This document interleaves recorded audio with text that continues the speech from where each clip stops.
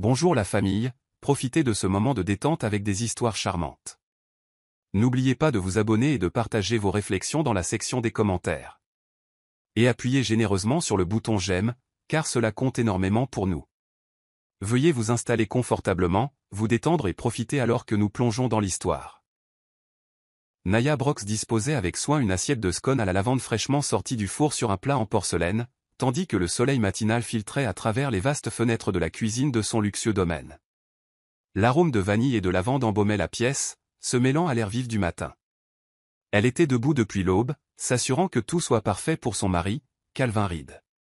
Malgré son soin méticuleux, un sentiment de malaise la rongeait.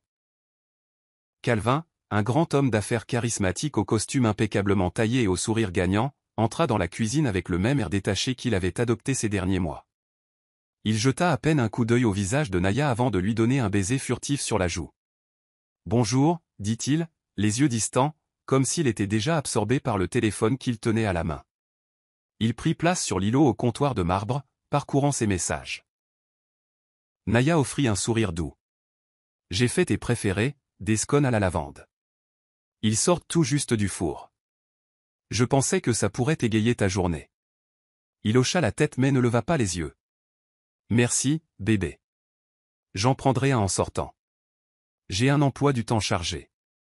Appel client, réunion, tu sais ce que c'est. » Les mots la blessèrent, mais elle se força à garder un visage impassible. Il y a seulement un an, Calvin planifiait avec enthousiasme des brunchs de week-end avec elle, louant sa pâtisserie et lui disant combien il aimait l'arôme de la lavande. Maintenant, il s'arrêtait à peine pour goûter ses scones. Alors qu'elle posait un scone chaud à côté de son café, elle le remarqua couper rapidement un appel téléphonique. Le nom sur l'écran disparut trop vite pour qu'elle puisse le lire, mais son cœur se serra. Une pointe de malaise la tordit de l'intérieur, si vive qu'elle dut reprendre son souffle. Il se leva, café à la main. « Je rentrerai tard. Dîner client important. » « Ne m'attends pas », Naya hocha la tête de force, bien que sa poitrine lui fît mal. Elle le regarda partir, la porte se refermant derrière lui avec un léger clic qui résonna plus fort qu'il n'aurait dû. Seule dans la maison silencieuse, elle prit une profonde inspiration. Autrefois, les couloirs du manoir lui avaient semblé grandioses et remplis de possibilités. Maintenant, ils ressemblaient à des corridors solitaires résonnant de secrets. Elle goûta l'un de ses propres scones. Une douceur délicate relevée par les notes florales de la lavande. Le goût lui rappela les premiers jours de leur mariage, quand la joie et les rires venaient facilement. Maintenant, le scone avait un goût de cendre dans sa bouche. Elle se demanda comment les choses avaient pu déraper si vite. Même dans son chagrin, Naya était déterminée. Quelque chose n'allait pas, et elle avait besoin de réponses. Son cœur palpitait d'une résolution inquiète. Elle ne serait pas la femme impuissante laissée dans l'ignorance. Si Calvin cachait quelque chose, ou quelqu'un, elle le découvrirait bien assez tôt. Plus tard cette semaine-là, Naya se retrouva dans le salon, faisant les 100 pas sous le lustre scintillant. Elle avait essayé d'appeler Calvin plusieurs fois ce soir-là, pour tomber à chaque fois sur sa messagerie vocale. L'horloge sur la cheminée sonna doucement, lui rappelant qu'il était déjà près de 9 heures. Elle expira, pressant le téléphone contre sa poitrine. La maison était trop silencieuse, à l'exception du bourdonnement de la climatisation. La lueur dorée des lampes projetait des flaques de lumière chaude sur le sol en marbre, soulignant le vide tout autour d'elle. Elle composa de nouveau le numéro. Toujours pas de réponse. Des souvenirs affluèrent dans son esprit. 2 ans auparavant, il s'envoyait constamment des SMS, des blagues privées et des mots doux. Mais maintenant, le silence. Son instinct lui disait que quelque chose n'allait vraiment pas. Une boule d'angoisse se forma dans son estomac. Elle essaya de se calmer, pensant « il doit être occupé, peut-être avec des investisseurs importants ».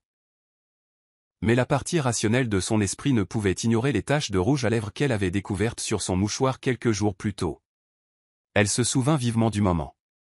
Elle ramassait le linge quand elle remarqua une légère trace rose sur le tissu. Ce n'était pas sa marque, ni sa teinte. Sa collection de rouge à lèvres était principalement composée de brun neutre et de rouge discret. Pourtant, il y avait là une marque fuchsia vif. Elle s'était dit que c'était un accident, peut-être une fuite de stylo, ou peut-être qu'il avait effleuré le maquillage de quelqu'un par erreur. Mais le doute persistait. La porte d'entrée s'ouvrit enfin. Calvin entra, l'air surpris de la voir encore éveillée. Il glissa rapidement son téléphone dans sa poche. « Tu es encore debout ?» demanda-t-il en desserrant sa cravate. « Je pensais que tu dormirais à 7 heures. J'ai essayé de t'appeler. » dit-elle calmement, cherchant dans son regard le moindre signe de culpabilité ou d'explication.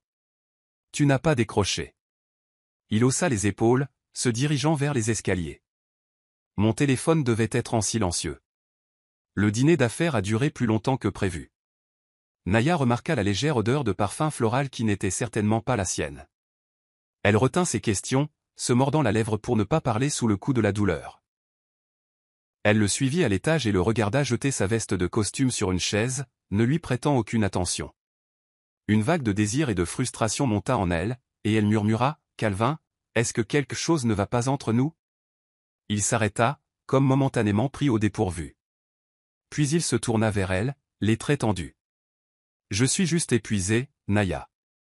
Ne faisons pas ça maintenant, d'accord ?» Elle hocha la tête à contre-cœur. La dernière chose qu'elle voulait était un autre rejet froid. Mais la tache de rouge à lèvres, les appels sans réponse et la subtile trace de parfum sur son col lui disaient tout ce qu'elle avait besoin de savoir. Qu'il l'admette ou non, quelque chose était en train de se défaire. Debout dans la chambre silencieuse, elle se sentit plus seule que jamais, et une fureur sourde commença à brûler dans sa poitrine.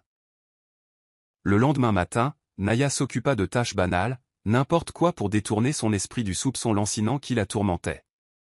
Elle passa l'aspirateur dans le couloir de l'étage, épousseta les vases anciens du hall d'entrée, réorganisa même la bibliothèque du bureau. Cette dernière tâche la conduisit à une découverte qui fit battre son cœur à tout rompre. Alors qu'elle était agenouillée à côté d'une pile de vieux magazines d'affaires, elle entendit la voix de Calvin derrière la porte fermée du bureau. La porte était légèrement entr'ouverte, laissant filtrer des bribes de sa conversation. Une voix féminine douce au téléphone, à peine audible, parlait, bien que Naya ne pût saisir les mots.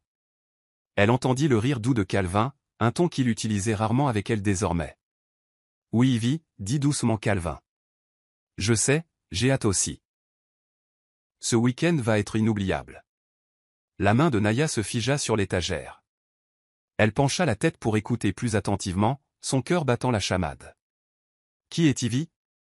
L'entente de son nom fut comme un coup de foudre. Calvin continua. « Ne t'inquiète de rien. J'ai tout organisé. Le Riviera Grand Hotel est à nous pour le week-end. La meilleure suite pour toi, et une surprise que je pense que tu vas adorer. » La bouche de Naya s'assécha. Son esprit tourbillonnait. Une escapade romantique spéciale? Une suite au Riviera Grand? Une surprise? Elle pouvait assembler les pièces du puzzle bien trop facilement. Il planifiait quelque chose de romantique, quelque chose qui n'était clairement pas destiné à sa femme. Elle se sentit mal en s'accroupissant là, écoutant le ton affectueux de sa voix. Puis vinrent ses derniers mots avant la fin de l'appel. « À bientôt Ivy. Je t'aime. » Des larmes montèrent aux yeux de Naya, mais elle les refoula. Elle entendit Calvin poser le téléphone et remuer des papiers. Elle se retira rapidement, marchant sur la pointe des pieds pour qu'il ne l'entende pas. Son esprit était en plein chaos. Elle voulait faire irruption dans la pièce et le confronter. Mais une étrange lucidité la gagna. Foncer tête baissée risquait de lui briser encore plus le cœur, de mener à des dénis et des accusations. Au lieu de cela, elle se précipita dans la salle de bain la plus proche, verrouillant la porte. Colère, chagrin, incrédulité martelaient son esprit. Ivy. C'était donc la femme qu'il appelait si souvent, celle derrière les appels sans réponse et les fins de soirée suspectes. Un tourbillon de chagrin et de fureur s'accumula dans la poitrine de Naya. Elle pressa une main tremblante sur sa bouche pour étouffer un sanglot. Elle ne s'était jamais considérée comme passive ou faible. Elle avait construit sa vie autour de l'amour et de la confiance, mais elle n'était pas naïve. Calvin planifiait un grand geste romantique pour sa maîtresse, et elle refusait de s'effondrer. Son reflet dans le miroir de la salle de bain révéla une femme aux joues sillonnées de larmes et aux yeux qui conservaient encore une lueur de résolution. « Reprends-toi » murmura-t-elle. « Tu mérites mieux que ça. » Bien qu'elle se sentît brisée, une petite étincelle de détermination s'alluma. Elle résolut que si Calvin voulait faire des gestes audacieux en secret, elle le pouvait aussi. Et elle avait bien l'intention de le déjouer à la fin. 2 jours plus tard, Naya se retrouva nichée dans un coin tranquille de la bibliothèque, entourée par le bruissement des pages tournées et le doux ronronnement des lumières au plafond. Elle était venue ici chercher à la fois la solitude et des informations, un endroit où Calvin avait peu de chances d'apparaître. Il était temps d'agir sur ses soupçons et de rassembler des faits. Elle parcourait des sites web sur son ordinateur portable, cherchant discrètement des détails sur le Riviera Grand Hotel. C'était un établissement emblématique et haut de gamme, perché sur un front de mer pittoresque, connu pour accueillir des événements somptueux. La meilleure suite est à nous pour le week-end, avait dit Calvin. Cela devait signifier la suite Pentouse. Une vague de nausée et de trahison la submergea de nouveau, se rappelant à quel point il avait semblé affectueux au téléphone avec Ivy. Elle appela la réception de l'hôtel depuis son téléphone portable, déguisant sa voix du mieux qu'elle pouvait. « Bonjour, j'aimerais me renseigner sur l'organisation d'un événement, dit-elle, adoptant un ton sec. J'ai entendu dire qu'il y avait une suite spéciale pour les escapades de week-end. Est-elle toujours disponible ? » Une voix chaleureuse à l'autre bout du fil répondit « Oui, madame. Nous avons notre suite Pentouse signature, la Crown Suite, qui est souvent utilisée pour des occasions spéciales ou des demandes en mariage. Nous sommes presque complets pour la saison à venir, mais laissez-moi vérifier la disponibilité. » L'estomac de Naya se noua. Une demande en mariage, pensa-t-elle sombrement. Ce mot martelait son cœur. Elle tripotait son stylo en attendant. Quelques instants plus tard, l'employé confirma que la suite était occupée pour le week-end exact qu'elle soupçonnait. Naya mit poliment fin à l'appel et ferma les yeux en expirant. L'ampleur de la trahison de Calvin devenait indéniable. Il prévoyait de demander Ivy en mariage. Pas une simple aventure, mais une vraie bague, un véritable spectacle romantique. La rage et la douleur se mêlaient dans le cœur de Naya, mais aussi un étrange sentiment de détermination. Elle murmura doucement dans l'allée vide, il ne sait pas à qui il a affaire. Alors qu'elle rangeait son ordinateur portable et quittait la bibliothèque, elle décida de ne pas le confronter de front pour l'instant. Elle avait besoin d'un plan, quelque chose de bien plus puissant et rusé que des supplications émotionnelles. Pendant trop longtemps, elle s'était sentie éclipsée par les ambitions de Calvin. Maintenant, elle sentait une nouvelle force monter en elle, un désir de retrouver sa dignité et de tracer son propre destin. Sur le chemin du retour, elle se souvint qu'autrefois, elle avait cru que Calvin était son amour pour toujours. Mais s'il allait la rejeter, elle allait lui montrer, ainsi qu'au monde entier, qu'elle était loin d'être jetable. Elle agrippa le volant et murmura, « Tu veux ta grande surprise, Calvin ? Je vais te donner une vraie surprise. » Et ainsi, les graines de la transformation commencèrent à prendre racine. Plus tard ce même soir, Naya se tenait sous la douche, laissant l'eau chaude cascader sur ses épaules. La vapeur emplissait la salle de bain, embuant les miroirs et s'accrochant au mur. C'était comme le seul endroit de la maison où elle pouvait pleurer sans réserve. Et elle pleura, des sanglots silencieux et déchirants qui résonnaient sur le carrelage.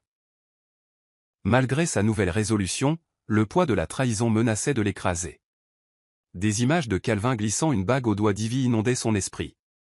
Le regard d'adoration qu'il réservait autrefois à Naya pourrait maintenant être dirigé vers une autre femme. Elle appuya ses bras contre le mur carrelé, les larmes se mêlant aux gouttelettes d'eau sur ses joues. « Comment as-tu pu me faire ça ?» pensa-t-elle. « Comment as-tu pu abandonner ce que nous avions construit ensemble ?» Mais elle refusa de s'effondrer complètement. Ses larmes étaient fugaces, alimentant un vœu tacite de reprendre le contrôle. Lorsque l'eau commença à devenir froide, elle ferma le robinet et sortit, s'enveloppant dans une serviette moelleuse. Le miroir était encore embué, donnant à son reflet un contour flou, presque fantomatique. Elle passa une main sur la vitre, révélant son regard déterminé. Elle murmura à elle-même, « Tu mérites mieux, Naya. Tu ne supplieras ni ne ramperas. » Elle entendit Calvin ouvrir la porte de la chambre, ses pas se déplaçant. Il semblait agité. Une envie de le confronter, de lui laisser voir sa colère, couvait en elle. Mais elle se retint. Une confrontation maintenant ne ferait que l'alerter de sa prise de conscience. Elle n'était pas prête à montrer son jeu. Après s'être habillée d'un pyjama confortable, elle sortit pour voir Calvin assis sur le bord du lit, zappant les chaînes de télévision. Il lui jeta un regard de côté mais ne dit rien. Elle monta dans le lit à côté de lui, laissant un espace notable entre eux. Le silence était assourdissant. Finalement, il marmonna, « Tout va bien ?» Son esprit hurlait, « Non. Rien ne va bien. » Mais extérieurement, elle força une expression calme. « Je vais bien, juste fatigué. » Il fit un léger signe de tête et continua de zapper, inconscient de la tempête qui tourbillonnait en elle. Fermant les yeux, elle prit des respirations régulières, se promettant de tenir bon. Les fondations de leur mariage se fissuraient peut-être, mais s'il pensait qu'elle allait s'effacer à l'arrière-plan, il se trompait lourdement. Serrant les draps, elle laissa l'obscurité du sommeil la gagner. Demain, elle se lèverait et commencerait à façonner son prochain coup. Calvin pouvait croire qu'il détenait tout le pouvoir, mais Naya était sur le point de dévoiler ses forces cachées. Et pas seulement pour elle, mais pour toutes les femmes qui avaient été lésées et sous-estimées. Une semaine plus tard, Naya décida de faire une pause loin de l'atmosphère oppressante de sa maison. Elle visita un café confortable sur la rue principale, un endroit connu pour ses cafés artisanaux et son ambiance réconfortante. Le café bourdonnait de vie, de machines à expresso vrombissantes, de conversations douces et de l'odeur de pâtisserie fraîchement cuite. Cela lui semblait étrangement réconfortant comparé à la tension froide qu'elle ressentait chez elle. Elle sirota un latte, essayant de relâcher la tension dans ses épaules. Le bruit ambiant lui procurait un sentiment d'anonymat, lui permettant de se fondre dans la foule. Alors qu'elle regardait par la grande fenêtre donnant sur la rue animée, elle surprit un fragment de conversation de la table derrière elle. Une voix d'homme, on dit que les propriétaires du Riviera Grand sont prêts à prendre leur retraite. C'est un bien immobilier de premier choix, mais ils cherchent une vente rapide et discrète. Une réponse de femme, j'ai entendu dire qu'ils sont ouverts aux offres privées. Des transactions discrètes, vous savez. C'est une mine d'or pour le bon acheteur. Le cœur de Naya sembla sauter un battement. Riviera Grand. Le nom la hantait depuis des semaines. Elle ne put s'empêcher de se pencher légèrement en arrière, écoutant attentivement les détails. La conversation continua, révélant que les propriétaires s'étaient lassés du secteur de l'hôtellerie et voulaient vendre à quelqu'un qui pourrait prendre la relève sans trop de publicité. L'esprit de Naya s'emballa. Le Riviera Grand était l'hôtel même que Calvin avait choisi pour Ivy. Était-ce une coïncidence ou le destin? Elle eut l'impression que l'univers avait placé cette conversation sur son chemin, lui offrant une opportunité unique. Elle sortit discrètement son téléphone, tapant des notes sur les informations qu'elle avait entendues. Un plan commença à se former dans son esprit. Fou, audacieux et potentiellement bouleversant. Si elle pouvait d'une manière ou d'une autre acheter l'hôtel, peut-être pas sous son propre nom, mais par le biais d'une fiducie, pourrait-elle alors orchestrer un rebondissement qui stupéfierait Calvin et sa maîtresse?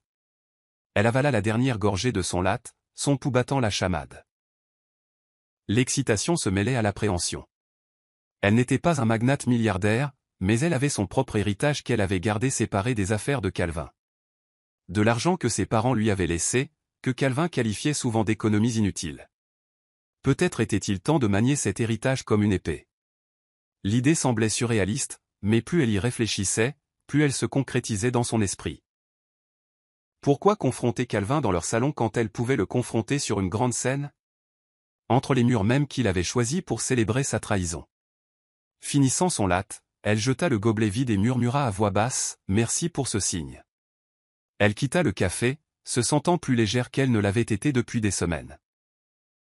Son cœur enflammé par la perspective d'un coup audacieux et calculé qui pourrait transformer son plus sombre cauchemar en une victoire triomphale. De retour chez elle, Naya s'enferma dans son bureau privé, une petite pièce décorée avec goût où Calvin entrait rarement. L'élégant bureau, drapé d'un chemin de table en dentelle, abritait son ordinateur portable, des documents soigneusement empilés et une unique photographie encadrée de ses parents. Elle passa la main sur la photo, comme pour puiser de la force dans leurs souvenirs. Elle commença à faire des recherches sérieuses sur le Riviera Grand Hotel.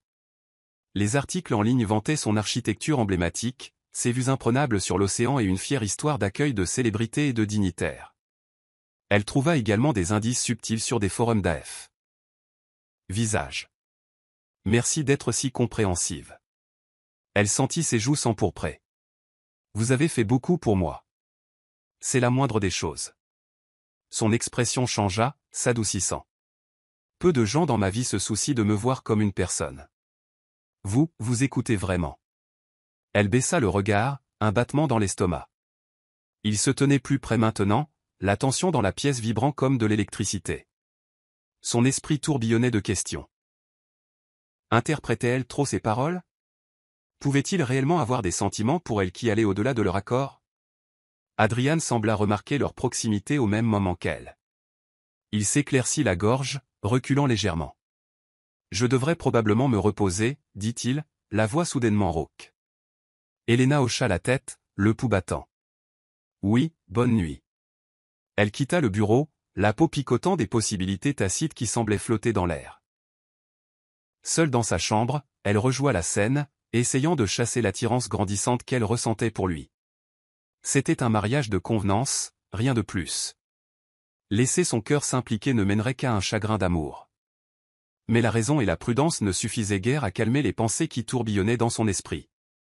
Adrian Kingston n'était pas le milliardaire superficiel qu'elle avait autrefois imaginé. Il était complexe, réservé et, à bien des égards, seul. Et il devenait chaque jour plus difficile de prétendre qu'elle ne s'en souciait pas. Un gala de charité massif arriva, celui que l'élite de la ville attendait depuis des mois. Adrian était l'un des principaux mécènes, ayant fait un don important. L'événement eut lieu dans la grande salle de bal du plus récent hôtel de luxe de la tour Kingston. Elena portait une superbe robe émeraude qui drapait élégamment sa silhouette. Lorsqu'elle entra dans la salle de bal au bras d'Adrian, les têtes se tournèrent. Le buzz fut immédiat, elle est radieuse, ce n'est plus la même fille timide que nous avons vue auparavant. Au cours de la soirée, une valse commença et les couples se dirigèrent vers la piste de danse. Elena se tenait au bord, regardant avec des yeux mélancoliques. Elle n'avait jamais appris à valser correctement, n'ayant reçu qu'un cours intensif de Madame Hastings sur les rudiments de la danse de salon. Adrian apparut à côté d'elle. Dansons-nous? Son souffle se coupa dans sa gorge. Je ne suis pas sûr d'être doué. Il lui tendit la main, un petit sourire rassurant sur son visage.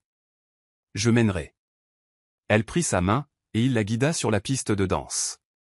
La musique monta, et Adrian plaça une main sur sa taille, l'autre tenant sa main en l'air.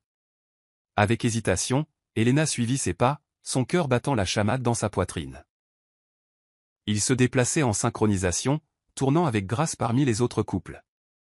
Au début, Elena était hyper consciente de chaque pas, pétrifiée à l'idée de trébucher ou de marcher sur les chaussures vernies d'Adrian. Mais progressivement, elle trouva un rythme confortable. Leurs regards se croisèrent, et pendant un instant, il sembla qu'ils étaient les deux seules personnes dans la salle de bal. Le souffle d'Elena devint court à cause de la proximité de son corps. Elle vit l'intensité dans ses yeux, une lueur de quelque chose de plus qu'un simple partenariat. Ils tournoyèrent, et le temps sembla ralentir. Son corps picota à la réalisation qu'elle appréciait sincèrement d'être dans ses bras. Lorsque la musique prit fin, des applaudissements parcoururent la salle de bal. Adrian guida Elena hors de la piste de danse, sa main s'attardant protectrice à sa taille. Les spectateurs chuchotèrent avec admiration, ils ont une telle alchimie. C'était fascinant. Isabella regardait de l'autre côté de la pièce, furieuse. Elle avait espéré qu'Elena flancherait, se ridiculiserait.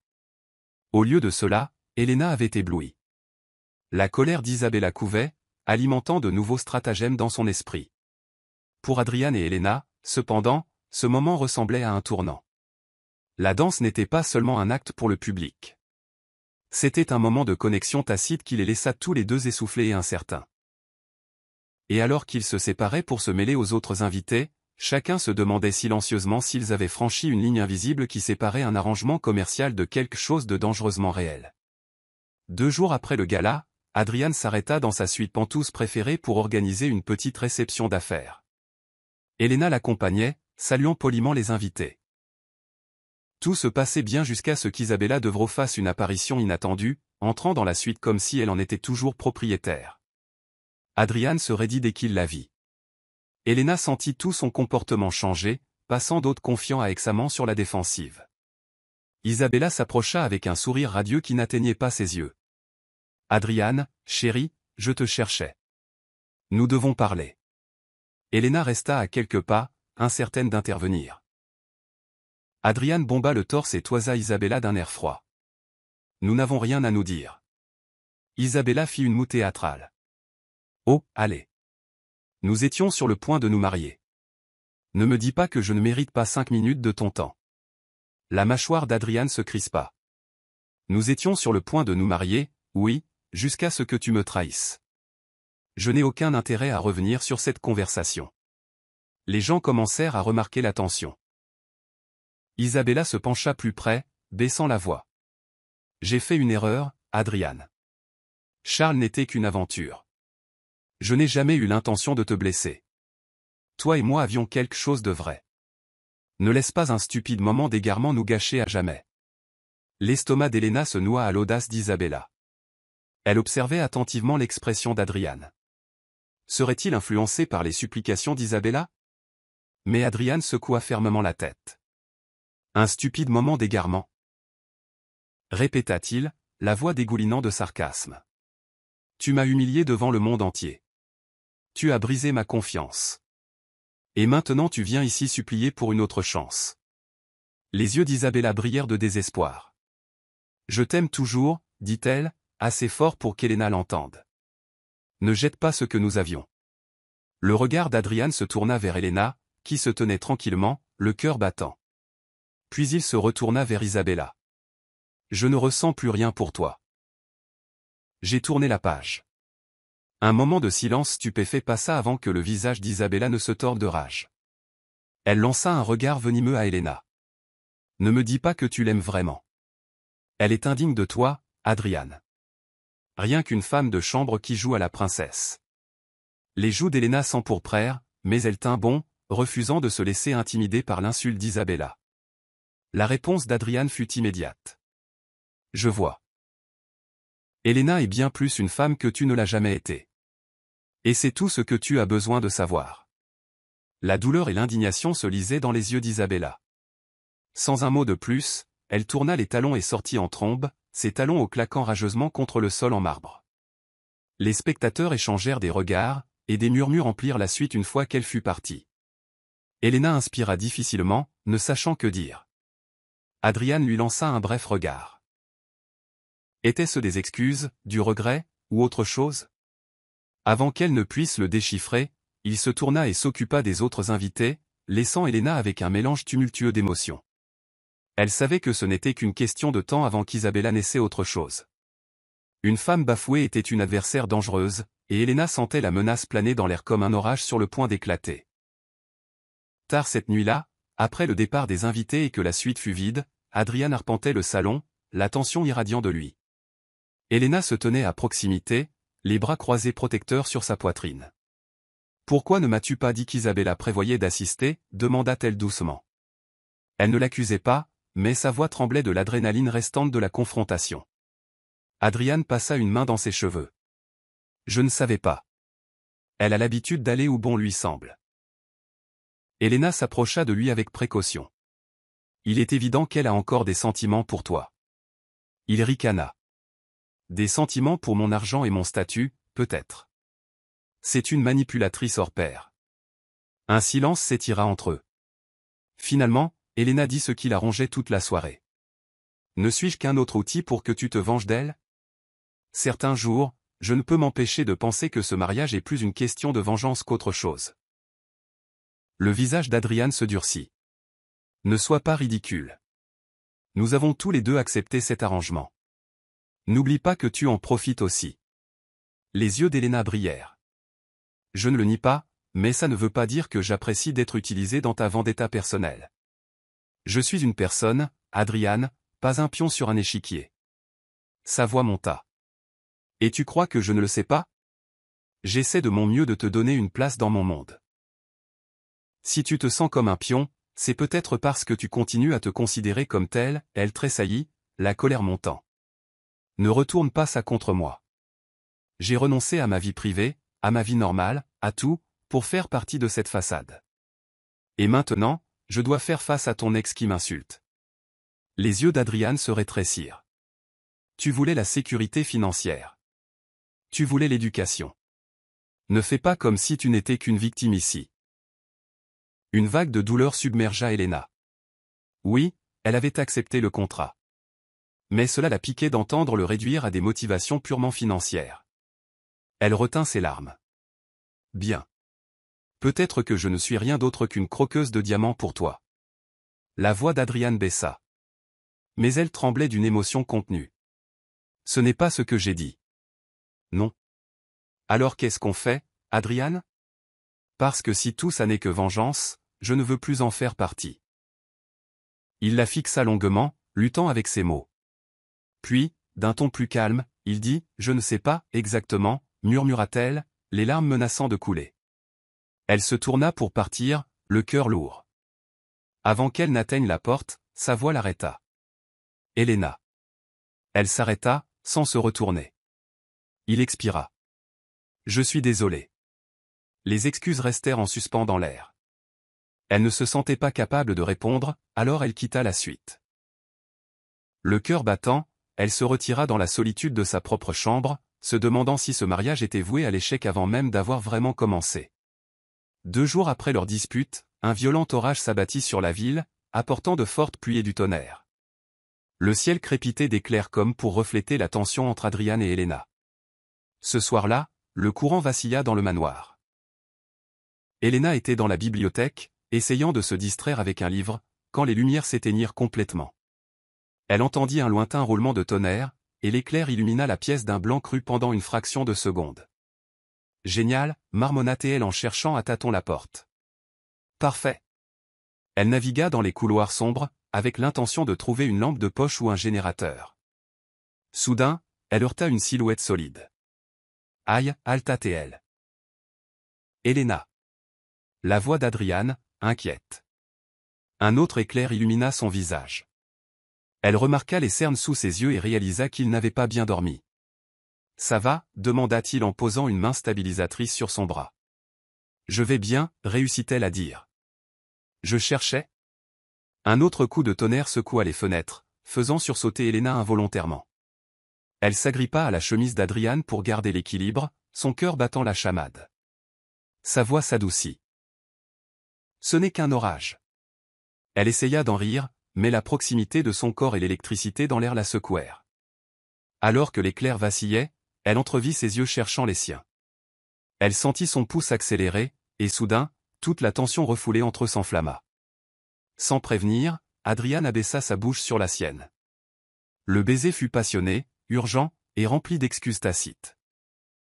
Elena se raidit initialement, mais en quelques secondes, elle se laissa emporter par le raz-de-marée de sensations. La pluie battait contre les fenêtres, le tonnerre grondait, et ils s'embrassèrent comme si le monde s'était réduit à eux deux. Quand ils se séparèrent enfin, tous deux respirant lourdement, les mains d'Adrian lui encadrèrent le visage. Elle ne pouvait pas parler, elle le fixait simplement, ses pensées un tourbillon de confusion et de désir indéniable. Adrian expira difficilement. « Je suis désolé si c'était trop direct. » Elle déglutit, ses lèvres picotant. « Je suis juste surprise. » Sa voix était chargée d'émotion. « Je ne sais plus ce qui se passe. » Cet arrangement? Je ressens quelque chose pour toi. Des larmes brûlèrent au coin de ses yeux. Adrian? Un autre éclair illumina son visage, révélant sa vulnérabilité. Ce n'était pas seulement du désir, il y avait quelque chose de plus profond, une peur brute et un espoir mêlé. L'obscurité revint, et il recula, comme s'il luttait contre ses propres actions. « J'ai besoin de comprendre ça », murmura-t-il. Puis il s'éloigna, laissant Elena debout dans le couloir noir comme de l'encre, le cœur battant follement, incertaine si elle venait de faire le premier pas vers l'amour ou la dévastation. Dans les jours qui suivirent la tempête, Adrian devint plus protecteur envers Elena. Il insistait pour l'accompagner aux événements publics, aussi mineurs soient-ils. Il posait une main douce sur son dos pour la guider à travers les foules, et son regard s'attardait sur elle plus longtemps qu'auparavant. Elena se sentait s'adoucir envers lui malgré sa prudence. Elle se rappelait le baiser de la nuit d'orage avec un frisson d'anticipation qu'elle luttait pour maîtriser. Elle était déterminée à ne pas être dupe, c'était toujours un mariage contractuel, et Adrian avait beaucoup de problèmes non résolus. Mais son cœur refusait d'ignorer l'étincelle grandissante. Un soir, Elena rentra d'une réunion du conseil d'administration d'une œuvre de charité, où elle avait représenté les intérêts d'Adrian, et trouva un bouquet de marguerites fraîches sur sa table de nuit. Un petit mot disait « Merci pour tout ce que tu fais ». Ah, son cœur fit un bond, une chaleur se répandant en elle. Elle repensa à la dispute qu'ils avaient eue, à la tension, aux accusations de n'être qu'un pion ou une croqueuse de diamants. Pourtant, maintenant, Adrian montrait une gratitude sincère. Plus tard dans la nuit, elle s'aventura dans le bureau. Elle le trouva là, lisant des rapports financiers. Il leva les yeux dès qu'elle entra, et un lent sourire éclaira ses lèvres. « Tu as aimé les fleurs ?» demanda-t-il. Elle prit place en face de lui, hochant la tête. Elles étaient magnifiques. Les marguerites sont mes préférées. Je me souviens, dit-il en mettant de côté les rapports. Tu l'as mentionné une fois, il y a des mois, quand nous sommes passés devant un chariot de fleurs. Elle fut surprise par son attention aux détails. Un silence s'étira entre eux, lourd de potentiel. Lentement, Adrian se leva, se dirigea vers elle et s'appuya contre le bureau. « Je sais que notre mariage a commencé comme un arrangement, commença-t-il, la voix calme. Mais je ne le regrette pas. Chaque jour, tu me montres qu'il y a plus dans la vie que les affaires et le statut social. » Les yeux d'Elena piquèrent d'émotion. « J'ai grandi aussi. Tu m'as donné des opportunités dont on n'aurait jamais rêvé. » Il hésita, comme s'il choisissait soigneusement ses mots. « Je commence à tenir à toi d'une manière que je n'avais jamais prévue, » admit-il, la voix tendue de vulnérabilité. « Ça me fait une peur bleue. » Le souffle d'Elena se coupa. Elle détourna le regard, essayant de calmer son propre cœur qui s'emballait. « Adrian, j'ai peur aussi. Mais, peut-être que nous pouvons trouver une solution ensemble. » Il expira, le soulagement inondant ses traits. Puis, d'un geste doux, presque hésitant, il effleura sa joue de ses doigts. Elle ferma les yeux, se penchant dans la chaleur de sa main. À cet instant, c'est comme si toute la peur, le doute et la douleur de leur passé s'évanouissaient, ne laissant que la promesse fragile de quelque chose de réel. Les jours se transformèrent en un flou d'optimisme prudent. Adrian et Elena partageaient des petits déjeuners tranquilles, discutant des futurs efforts philanthropiques et des idées pour étendre les programmes caritatifs afin d'aider les jeunes défavorisés. Ils exploraient la ville ensemble. Il l'emmenait dans des restaurants cachés qu'il aimait, tandis qu'elle lui montrait le quartier modeste où elle avait grandi. Un week-end, ils assistèrent à un gala officiel pour une collecte de fonds en faveur d'un hôpital pour enfants. Ensuite, ils se retirèrent sur un toit privé surplombant les lumières de la ville. Debout au bord, Elena contemplait la vaste ligne d'horizon, 1 million de petites lumières scintillant comme des étoiles. Adrian glissa son bras autour de sa taille, l'attirant près de lui. Elle soupira de contentement. « Je rêvais de cette vue. Maintenant, je la vois de près. » Il sourit, déposant un doux baiser sur sa tempe. « Tu la vois en tant que ma femme. » Le mot « femme » ne ressemblait plus à une simple étiquette contractuelle. Elena se tourna dans ses bras, cherchant ses yeux. « Adrian, » murmura-t-elle, la voix tremblante. « Je commence à croire que cela pourrait être réel, mais... j'ai besoin de savoir que tu ne réagis pas seulement à la trahison d'Isabella. » Il écarta doucement ses cheveux. « Ce que je ressens pour toi n'a plus rien à voir avec elle. Je réalise maintenant que l'amour ne peut être ni forcé ni acheté. Il naît d'un respect et d'une affection sincère. Il marqua une pause, prenant une inspiration tremblante. « Je crois que je suis en train de tomber amoureux de toi, Elena. » Des larmes brouillèrent sa vision, et elle laissa échapper un rire tremblant. « Je crois que je tombe amoureuse de toi aussi. » Ils scellèrent cet aveu par un baiser lent et tendre sous le ciel éclairé par la lune. Les lumières de la ville brillaient intensément sous eux, témoins d'une histoire d'amour qui avait commencé comme un contrat mais évolué vers quelque chose de bien plus puissant. À cet instant, ils sentirent tous deux le sol trembler. Il n'y avait pas de retour en arrière possible, seulement un avenir incertain mais plein d'espoir. Mais le chemin vers l'amour n'est jamais simple. Quelques jours après leur confession sur le toit, Elena surprit une conversation entre Adrian et Nathan qui lui transperça le cœur. Elle se dirigeait vers le bureau d'Adrian pour lui faire la surprise d'un déjeuner. La porte était légèrement entr'ouverte, et elle pouvait entendre la voix de Nathan. « Mais ça a commencé comme une vengeance, Adrian. Tu l'as pratiquement admis. Tu l'as épousée pour en faire voir de toutes les couleurs à Isabella. » Elena se figea, le cœur battant. Elle entendit la réponse d'Adrian, basse et troublée. « Oui, ça a commencé comme ça. Mais ça a changé. »« Ça a changé pour toi peut-être, » insista Nathan. Mais Elena ne sait pas à quel point tu étais en colère et vindicatif au début. Je vous offre un mariage de convenance. Vous deviendrez ma femme de nom, mais nous n'aurons pas les obligations conjugales typiques. En échange, je vous fournirai une généreuse allocation mensuelle, couvrirai les besoins de votre famille et financerai vos études. Elle expira difficilement. Et vos raisons? Vous voulez toujours contrarier Isabella? Sa mâchoire tressaillit. Entre autres, oui. Écoutez, le fiasco du mariage m'a mis dans une position vulnérable. Tout le monde pense que je me languis d'Isabella ou que c'est moi qui ai tout gâché. Je veux passer à autre chose, et je préfère le faire avec quelqu'un qui ne va pas me trahir à la première occasion. Elena sonda son visage. Et si les médias me déchirent? Je ne suis qu'une femme de chambre pour eux. Un fantôme de sourire traversa ses lèvres. Je vous protégerai. Mon équipe de relations publiques s'en chargera.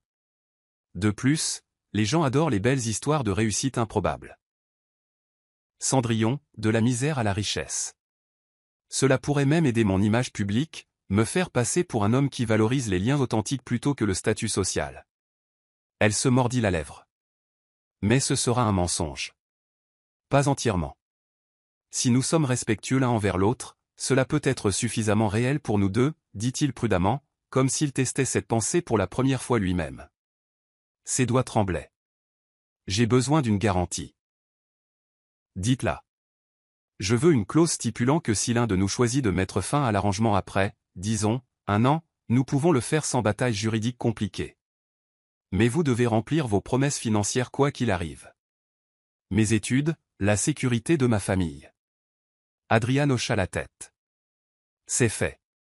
Je demanderai à mon avocat de rédiger cela. Vous pourrez l'examiner avec votre propre avocat si vous le souhaitez. Je vous encourage même à le faire. Elle réalisa que cela se produisait vraiment, son pouls résonnant dans ses oreilles. D'un murmure tremblant, elle dit « D'accord, je le ferai ». Il lui tendit la main. « Vous ne le regretterez pas », dit-il, bien qu'une lueur de doute traversât ses traits, comme s'il n'en était pas sur lui-même. Elena lui serra la main, scellant un accord qui pourrait changer leur vie à jamais.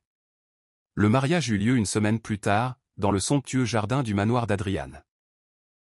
Les médias furent prévenus seulement 24 heures à l'avance, créant une tempête de spéculation. Qui était cette nouvelle mariée? Pourquoi cette précipitation soudaine? Isabella avait-elle été remplacée? Le jour de la cérémonie, des limousines arrivèrent devant le grand domaine. Les photographes se bousculaient pour apercevoir la mariée. Elena, vêtue d'une robe blanche simple mais élégante, se tenait cachée derrière un rideau qui menait à l'allée du jardin. Elle se sentait comme une imposture dans le monde des ultra-riches. Nathan attendait avec elle, secouant la tête avec incrédulité.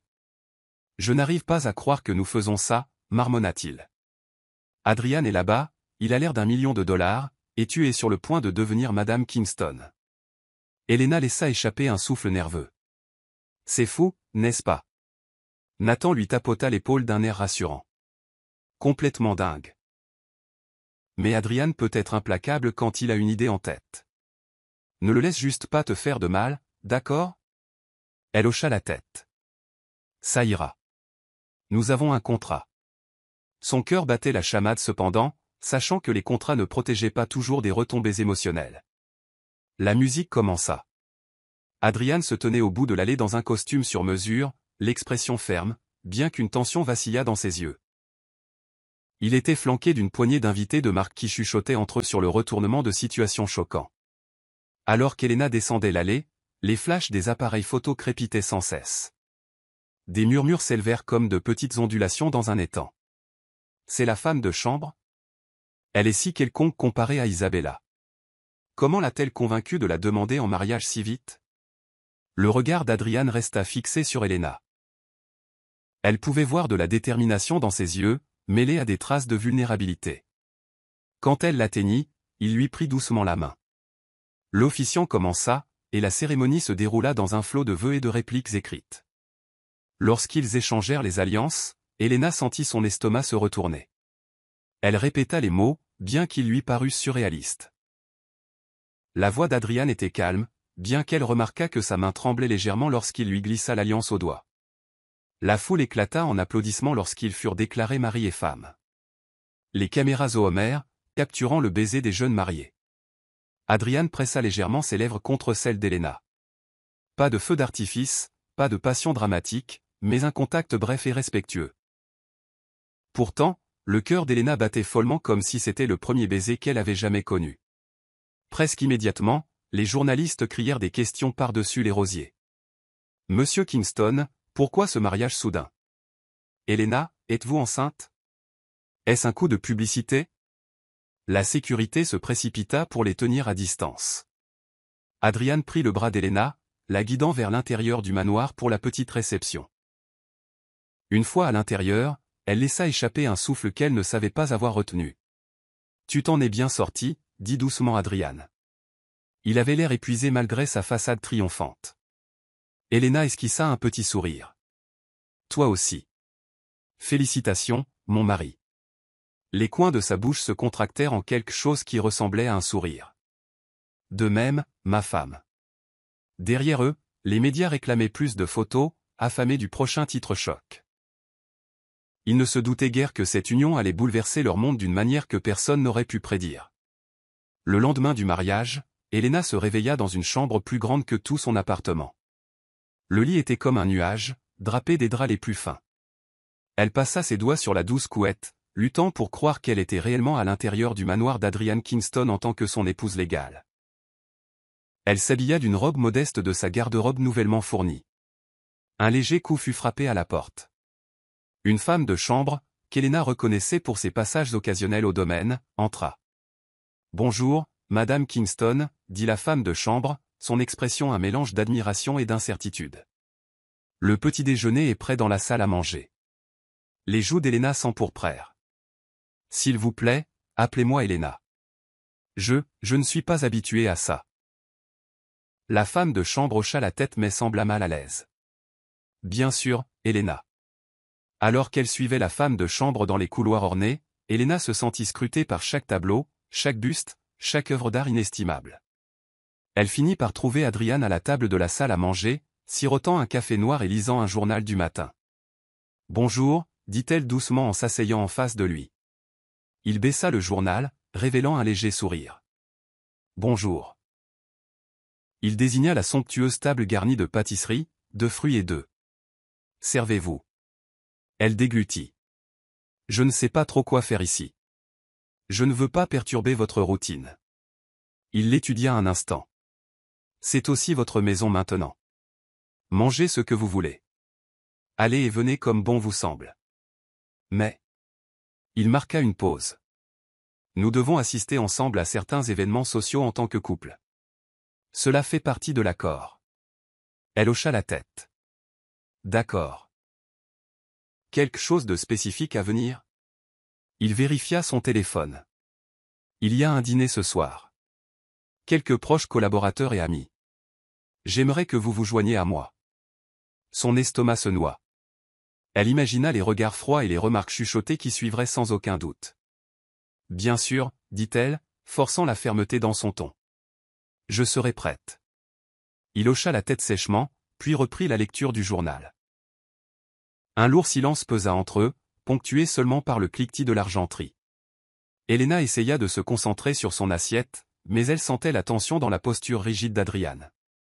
Tous deux naviguaient dans un arrangement qui défiait la logique, et peut-être leurs propres limites émotionnelles. Ce soir-là, Helena revêtit une simple robe de cocktail noir pour le dîner, les nerfs à vif. Lorsqu'elle entra dans le grand foyer du manoir, elle trouva Adrian qui l'attendait, ajustant ses boutons de manchette. Il la regarda et son expression s'adoucit momentanément. « Tu es jolie. » Elle sourit nerveusement. « Merci. » Ils montèrent dans la limousine d'Adrian jusqu'à un restaurant chic. Les flashs des paparazzis illuminèrent la nuit alors qu'ils foulaient le tapis rouge menant à la salle à manger privée. Les questions fusèrent à nouveau. « Helena, qu'est-ce que ça fait d'être la femme d'un milliardaire ? Adrian, est-ce juste un rebond ?» Adrian se raidit, guidant Helena protectrice vers l'entrée. À l'intérieur, un groupe d'amis fortunés et de partenaires commerciaux les attendait. Nathan était parmi eux, adressant un clin d'œil encourageant à Helena. Elle expira, tentant de calmer ses nerfs. Le dîner se transforma rapidement en un parcours du combattant social. Les gens posaient des questions indiscrètes masquées sous une conversation polie. Une femme se pencha, étudiant attentivement le visage d'Helena. « Alors, où vous êtes-vous rencontrés déjà ? » Une romance si fulgurante. Avant qu'Helena ne puisse répondre, la voix suave d'Adrian intervint, « Nous nous connaissons depuis un certain temps. Elena travaillait en étroite collaboration au sein de mon organisation. Les choses se sont juste bien passées.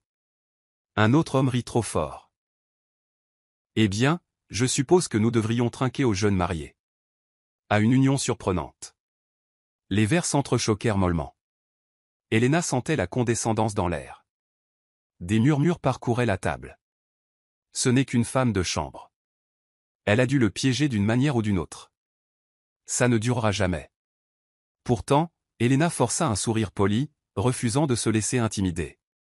Elle mangea son repas avec autant de prestance qu'elle le put. Au moment du dessert, elle s'excusa pour aller aux toilettes, le cœur battant à cause de la tension. Quelques minutes plus tard, elle en sortit pour trouver Adrian qui l'attendait dans le couloir. Il posa doucement une main sur le bas de son dos, la guidant à l'écart des regards indiscrets. « Ça va ?» Elle réussit un hochement de tête tremblant. « Je vais bien. Ce monde est juste, intense. » Il expira. « Je sais. Écoute, si jamais ça devient trop, dis-le-moi. » Sa poitrine se serra à la chaleur surprenante de son ton. « Merci, dit-elle doucement. » Ils retournèrent à table, et Elena sut que, malgré l'hostilité de ce nouvel environnement, elle ne céderait pas. Elle avait fait son choix, et elle avait l'intention de s'y tenir. Après tout, ce n'était que la première nuit d'une longue série où elle devrait prouver qu'elle avait sa place dans le monde élitiste d'Adrian Kingston. Quand Elena se réveilla le lendemain matin, elle trouva un itinéraire glissé sous la porte de sa chambre. Il listait des rendez-vous avec des coachs en bonne manière, des stylistes et un professeur de langue. Apparemment, Adrian ne perdait pas de temps pour la transformer en quelqu'un capable de naviguer dans la haute société sans sourciller. Son premier rendez-vous était avec une sévère coach en étiquette nommée Madame Hastings. La femme portait ses cheveux en un chignon serré et avait l'air de n'avoir jamais esquissé un sourire de sa vie. Elle jeta un regard évaluateur à Elena et dit « Tenez-vous droite. Menton haut. » Elena obéit, se sentant mal à l'aise. Madame Hastings la contourna comme un faucon. « Vous apprendrez à tenir un verre de vin, à engager la conversation et à marcher en talons sans trébucher. Monsieur Kingston attend la perfection lors des événements à venir. » Les joues d'Elena brûlèrent. Elle n'avait pas réalisé à quel point ce serait sérieux ou intense. Mais elle se rappela qu'elle s'était engagée à cela. Elle devait s'adapter. Plus tard, elle rencontra un styliste qui s'occupa de ses cheveux, de son teint, de ses ongles. Il sortit des portants de robes de créateur, de chaussures et de sacs à main, expliquant quelle silhouette flattait sa silhouette, quel tissu convenait le mieux aux événements formels. La tête d'Elena tournait au fil de la journée. Mode, étiquette, choses à faire et à ne pas faire en société. Le soir venu, elle était épuisée physiquement et mentalement. Elle se retira dans la bibliothèque du manoir d'Adrian pour décompresser. Là, elle le trouva assis près de la cheminée, lisant un document. Il leva les yeux quand elle entra, remarquant son expression lasse. « Comment s'est passée cette première journée ?» demanda-t-il en mettant les papiers de côté. Elena s'affaissa dans un fauteuil en velours. « Ils sont en train de me transformer en une parfaite épouse de la haute société, que ça me plaise ou non. » Un soupçon de sourire étira ses lèvres. « Vous avez accepté cela. »« Je sais, » concéda-t-elle en se frottant les tempes. « Je n'avais juste pas réalisé que ce serait si intense. » Il l'étudia un instant avant de se lever et de traverser la pièce. Il lui tendit un verre d'eau. « J'apprécie ce que vous faites. » Elle prit le verre, surprise par ce petit geste de gentillesse. « Merci. Bien que, si vous vouliez une épouse de la haute société, vous auriez pu choisir quelqu'un d'autre. » Il haussa les épaules, les yeux brillants d'un mélange de regret et de détermination. « J'ai appris ma leçon sur le choix des femmes uniquement dans ce milieu. Et je respecte votre cran. » Ces mots la réchauffèrent d'une manière inattendue. Après un moment, elle dit « Je ferai de mon mieux, mais je ne vais pas me perdre en cours de route. » Il hocha la tête, apparemment satisfait de cette réponse. « Bien, » murmura-t-il en retournant à son siège. « Parce que je ne veux pas d'une autre Isabella. Je veux quelqu'un de vrai. » Elena sentit son cœur battre dans sa poitrine à son aveu. Pendant une fraction de seconde, elle entrevit l'homme vulnérable derrière la façade du milliardaire. Puis, aussi rapidement, il se ressaisit, enfouissant ses émotions dans les documents devant lui. Pourtant, Elena alla se coucher ce soir-là avec une étincelle d'optimisme. Peut-être que cet arrangement ne serait pas seulement un cauchemar transactionnel. Peut-être y avait-il plus sous la surface. Les jours se transformèrent en semaines. Les leçons d'Elena se poursuivirent, et bientôt elle se retrouva à gérer les interactions sociales avec beaucoup plus d'aisance. Lors d'un gala de charité organisé par l'un des associés d'Adrian, Elena portait une élégante robe longue. Elle saluait poliment les invités, engageait de petites conversations sur la philanthropie et gagnait même quelques sceptiques par sa grâce. Malgré le vernis impeccable, elle ressentait toujours une pointe de nervosité lorsqu'Isabella Devro entra au gala. L'ex-fiancé entra d'un pas nonchalant dans une robe dorée scintillante, exsudant la confiance. La foule s'écarta comme la mer Rouge pour lui faire place. Les regards passaient d'Isabella à Elena, anticipant une sorte de spectacle. Isabella s'approcha, une coupe de champagne à la main, un sourire cruel aux lèvres. « Eh bien, si ce n'est pas la nouvelle Madame Kingston, ronronna T.L. Sacrée robe. Qui vous a appris à vous habiller, mon styliste ?» Elena força un sourire courtois. « J'ai appris à m'adapter, oui. » Les yeux d'Isabella brillèrent. « Je suppose que même une femme de chambre peut être polie si on lui donne assez de moyens. » Elena sentit son sang bouillir mais refusa de le montrer. « Oui, les moyens aident. Et le caractère authentique aussi. » Une lueur d'agacement traversa le visage d'Isabella. Elle ouvrit la bouche pour répliquer, mais Elena s'excusa doucement, ne donnant pas à Isabella la satisfaction d'une confrontation en règle. Plus tard dans la soirée, un journaliste approcha Elena pour une interview. « Madame Kingston, vous nous avez tous surpris. Voulez-vous nous parler de votre parcours ?» Elena esquissa un sourire mesuré. « Je viens d'une famille modeste, et j'ai occupé divers emplois. Rencontrer Adrian a changé ma vie d'une manière que je n'avais jamais anticipée. Était-ce le coup de foudre ?» Elle marqua une pause, choisissant soigneusement ses mots. « Je crois que l'amour peut prendre des formes inattendues. Ce qui compte, c'est le respect et le soutien que l'on s'offre mutuellement. » Sa réponse impressionna le journaliste, qui griffonna rapidement des notes. De l'autre côté de la pièce, Adrian la regardait avec une nouvelle appréciation. Il ne s'attendait pas à ce qu'Elena gère de telles situations avec sang-froid. Alors que la soirée tirait à sa fin, il intercepta Elena près de la sortie, posant légèrement une main sur son bras. « Tu t'en es vraiment bien sorti ce soir, » dit-il, la voix basse, son regard posé sur elle avec insistance. « Je t'ai vu gérer Isabella. » Elena haussa les épaules, feignant la désinvolture. « Je ne peux pas la laisser m'atteindre. Ce serait lui donner exactement ce qu'elle veut. » Ses lèvres se courbèrent en un doux sourire. « Tu deviens assez habile à naviguer dans ces eaux. » Elle lui sourit en retour, une chaleur se répandant dans sa poitrine. Un battement inconnu taquina son cœur. À cet instant, elle crut voir quelque chose dans les yeux d'Adrian, une étincelle discrète d'admiration, peut-être même d'attraction. Ils s'attardèrent un peu trop longtemps avant de s'éloigner, chacun douloureusement conscient que quelque chose entre eux avait changé. Les semaines passèrent, et le rôle d'Elena en tant qu'épouse d'Adrian devint plus naturel aux yeux du public. Ils assistaient ensemble à des événements, apparaissant occasionnellement dans les magazines comme Le Milliardaire et sa Cendrillon. Les tabloïds adoraient spéculer sur l'authenticité de leur mariage, mais les ragots ne parvinrent pas à entacher la réputation d'Adrian comme Isabella l'avait probablement espéré. À l'intérieur du manoir, la dynamique entre Adrian et Elena évolua de manière subtile. Ils discutaient au petit déjeuner des gros titres et des idées philanthropiques. Ils regardaient occasionnellement les informations tardives ensemble. Parfois, après des obligations sociales particulièrement épuisantes, ils trouvaient un coin tranquille du manoir pour décompresser côte à côte. Une nuit, après un banquet d'affaires, Elena retournait dans sa chambre lorsqu'elle remarqua la lumière sous la porte du bureau d'Adrian. Elle hésita, puis frappa doucement. « Entrez » appela-t-il. Elle le trouva penché sur son bureau, la cravate desserrée, les cheveux légèrement en désordre. Un verre de whisky à moitié vide reposait sur le bois poli. « Vous avez l'air fatigué » dit-elle doucement. « Longue journée » soupira-t-il en se frottant les yeux. « Longue semaine. J'essaie de conclure une affaire importante. Les négociations ne se passent pas comme prévu. » Elena s'approcha avec précaution. Peut-être qu'une pause aiderait. Parfois, un peu de distance apporte de la clarté. Il sourit tristement, le regard dérivant vers le verre de whisky.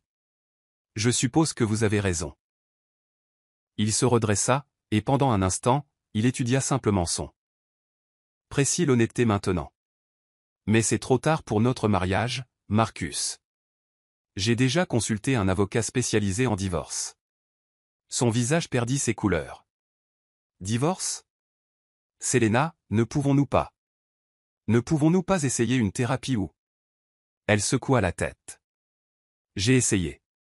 Pendant 4 ans, j'ai essayé de sauver notre relation. Tu as clairement montré que tu n'étais pas intéressé. Je ne peux plus m'infliger ça, ni aux enfants. Ils sentent la tension, et ce n'est pas sain. La voix de Marcus se brisa. Je suis prêt à changer. Dis-moi ce que tu veux que je fasse. Elle le regarda calmement. Il ne s'agit plus de ce que je veux de toi. Il s'agit de ce dont j'ai besoin pour moi et pour les enfants. Je suis ouverte à des arrangements de coparentalité. Mais quant à notre mariage? Ce navire a appareillé. Il déglutit difficilement, des larmes brillant dans ses yeux. Je vois. Ils restèrent assis dans un lourd silence pendant un moment, l'atmosphère animée du café contrastant crûment avec la gravité de leur conversation. Finalement, Selena se leva. Si tu as besoin de discuter d'autre chose, parle à mon avocat. Et pour ce que ça vaut, j'espère vraiment que tu trouveras le bonheur, Marcus. Mais je ne peux plus être celle qui te l'apporte. Sur ce, elle le laissa à la table, entouré de tasses de café à moitié finies et d'un monde qui avait changé de manière irrévocable. Au milieu de la finalisation de ses plans de divorce, Selena continua de diriger l'expansion d'Ascensia. Jordan resta une alliée fidèle, l'aidant à naviguer dans les négociations d'entreprise. Alors que la marque gagnait en popularité, Jordan s'impliqua davantage, exprimant même son intérêt à assumer un rôle opérationnel plus important.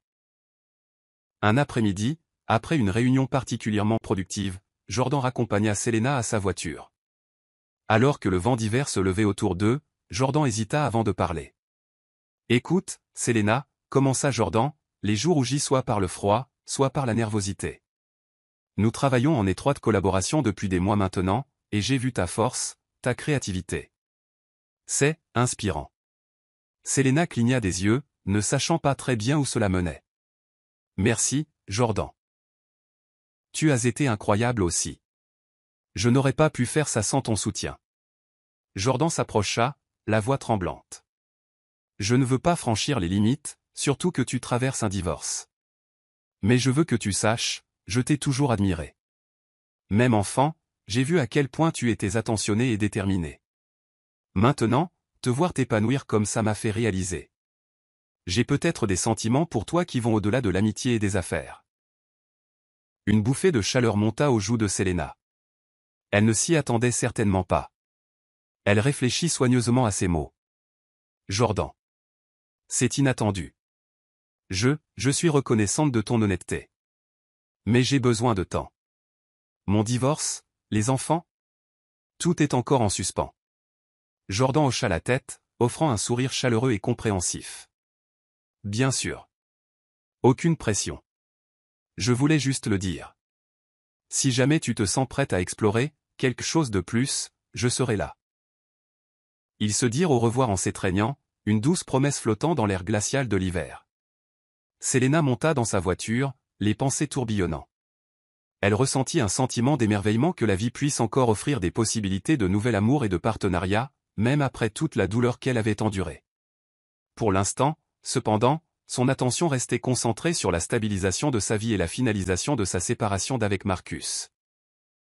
Mais elle ne pouvait nier qu'une lueur d'espoir s'était allumée dans son cœur. Au printemps, la procédure de divorce était en cours. Marcus avait accepté à contre-cœur la réalité que Selena avançait sans lui.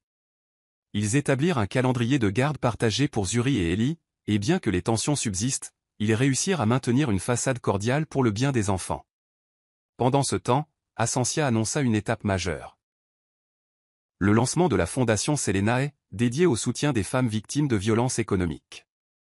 Selena s'associa à des organisations à but non lucratif locales pour offrir des ateliers sur la littératie financière, le développement de carrière et l'autonomisation.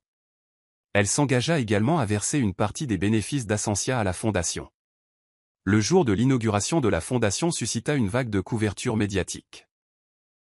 Selena se tenait sur une petite scène devant une foule de sympathisants, de sponsors et de curieux. Micro et caméra étaient braqués sur elle alors qu'elle prenait un moment pour maîtriser ses émotions. Merci d'être ici, commença-t-elle. Cette fondation me tient à cœur car je sais par expérience les dommages que la violence financière peut infliger, et à quel point il est émancipateur de s'en libérer. Nous sommes ici pour donner aux femmes les outils, les connaissances et le soutien dont elles ont besoin pour créer des vies indépendantes pour elles-mêmes et leurs familles. Des applaudissements retentirent dans la salle. Selena inspira, les émotions gonflant sa poitrine. Elle se souvint de son propre parcours les nuits en larmes, la carte annulée, la détermination silencieuse qui avait donné naissance à Ascensia. Elle pensa à toutes les femmes qui se sentaient piégées, incomprises ou isolées par le contrôle économique de leur partenaire.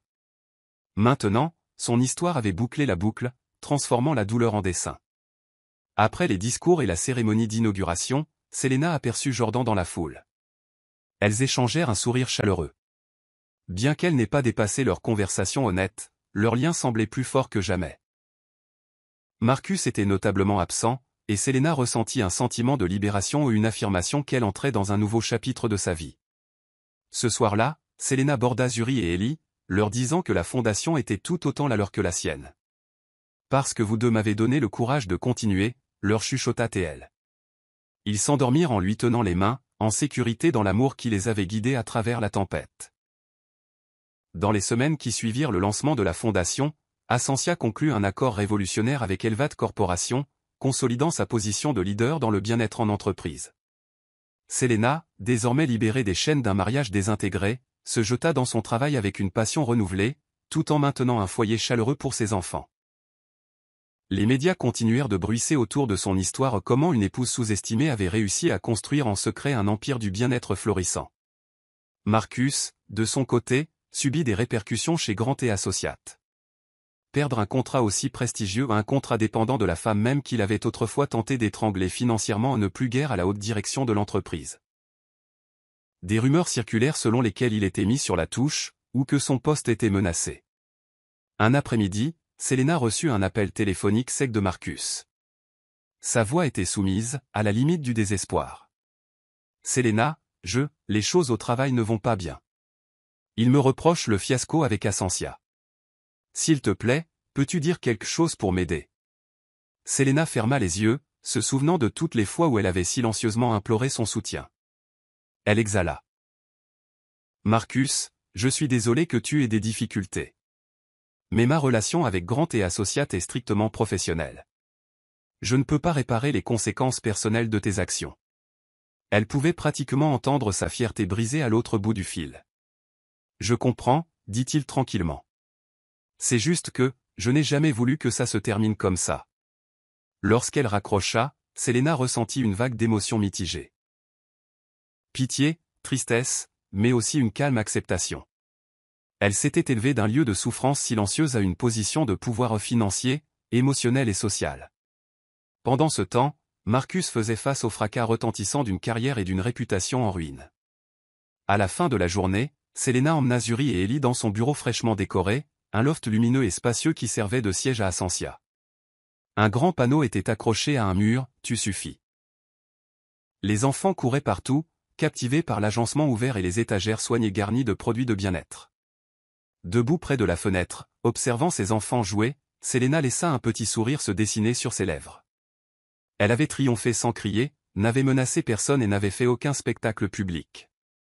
Au lieu de cela, elle s'était élevée en silence, pas à pas, construisant son propre empire. Et dans cette résilience tranquille, elle trouva le pouvoir de transformer sa vie en celle qu'elle avait toujours méritée au fin.